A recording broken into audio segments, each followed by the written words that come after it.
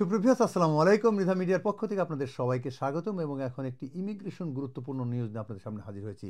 আর সেটা হচ্ছে ইমিগ্রেশনের যেসব পরিবর্তন আছে সেই পরিবর্তনগুলো আসলে যদি বাস্তবায়িত হয় তাহলে সরকারই বেশি ক্ষতিগ্রস্ত হবে, এমনটাই বলছেন বিশিষ্ট আইনজীবী মুজিবুর রহমান।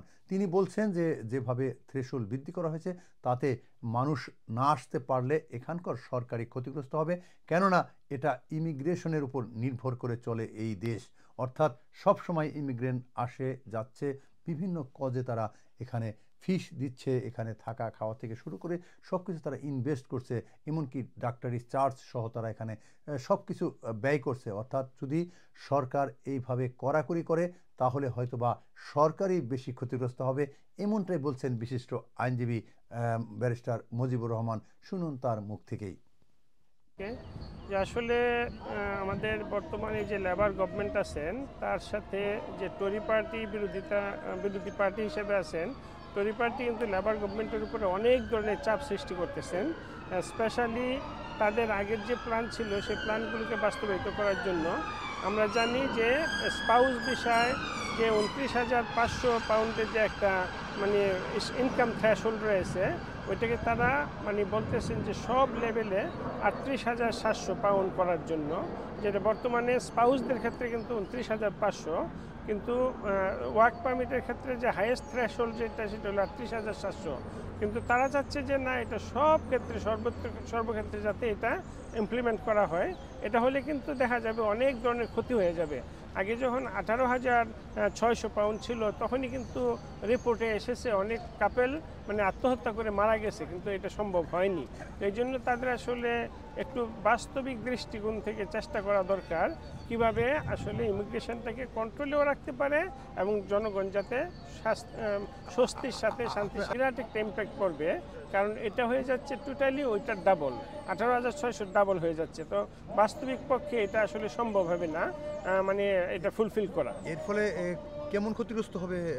এইটার জন্য ক্ষতিগ্রস্ত তো এন্টায়ার কমিউনিটি ক্ষতিগ্রস্ত হবে, তার চেয়ে বেশি ক্ষতিগ্রস্ত হবে গভর্নমেন্টের ফান্ড কমে যাবে এই ক্ষেত্রে। কারণ এই মাইগ্রেশনের মাধ্যমে কিন্তু অনেক ফান্ড তারা পে করে, ইমিগ্রেশন হেলথ সার্চার্জ পে করে, অ্যাপ্লিকেশন ফি পে করে, অ্যাপয়েন্টমেন্ট ফি পে করে, সব দিক দিয়ে কিন্তু গভর্নমেন্টের লাভ।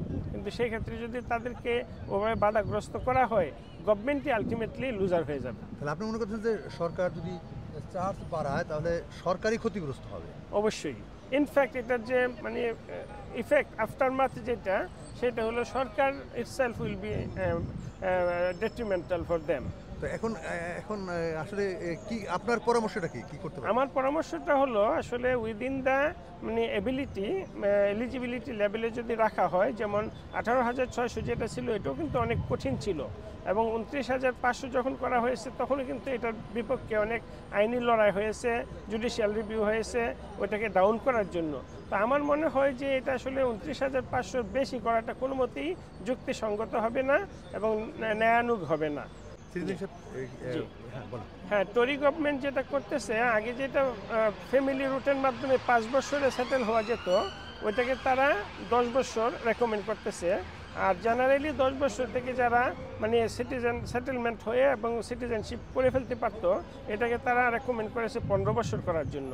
তো এত লেংদি পিরিয়ডের জন্য আসলে এটা বিরাট একটা ইম্প্যাক্ট পড়বে, কারণ অনেক মানুষ কিন্তু একটা আশায় আসে যে তাদের টাকা পয়সা খরচ করে হলেও ব্যবসা বাণিজ্য শেষ করেও তারা আসে যে with the hope that at the end of 10 years they will get the settlement. কিন্তু এটা যদি তারা না পায়, এটাও কিন্তু গভর্নমেন্টের একটা বিরাট ক্ষতির সম্মুখীন হয়ে যাবে। কিন্তু এই 10 বছর থেকে যদি 15 বছর করা হয়, সেক্ষেত্রে কি সরকার ট্যাক্স বেশি পাবে নাকি জনগণ সাফার করবে যে দীর্ঘদিন? ওইটা আসলে তারা ট্যাক্স পাওয়ার জন্য করতেছে না, কিছুটা ট্যাক্সের ইস্যু আছে, বাট সবচেয়ে বড় ইস্যুটা হলো মাইগ্রেশনকে কন্ট্রোল করা এবং ডিসকারেজ করা, যাতে বেশি পরিমাণে মানুষ এদেশে না আসে, এবং না আসলে যেন তাদের পাবলিক ফান্ডের উপরে যেন চাপ বেশি না পড়ে।